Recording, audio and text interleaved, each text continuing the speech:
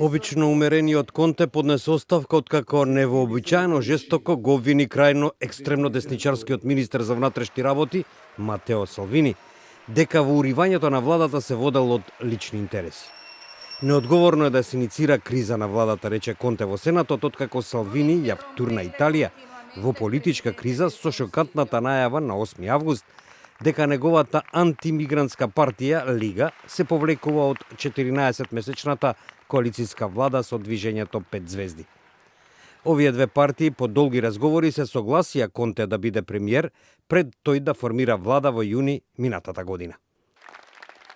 Салвини се надева дека тоа ќе доведе до предвремени избори, што може да го направат и иден премиер на Италија.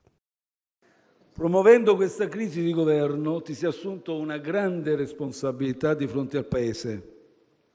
Hai annunciato questa crisi chiedendo pieni poteri per governare il Paese e ancora di recente ti ho sentito invocare le piazze a tuo sostegno. Questa tua concezione, permettimi di dirlo, mi preoccupa.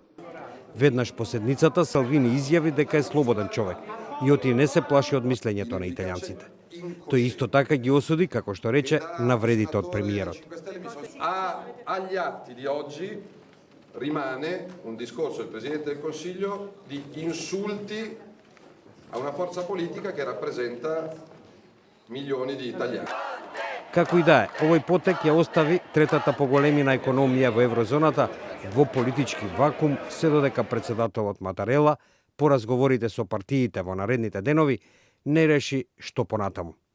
Во меѓувреме тој го задолжи Конте да продолжи да ја води владата во очекување на следните чекори. Доколку не биде возможно формирање на нова коалиција, председателот Матарела би требало да го распушти парламентот. Тоа ќе води до распишување вонредни парламентарни избори, кои најрано би можело да се одржат во октомври годинава.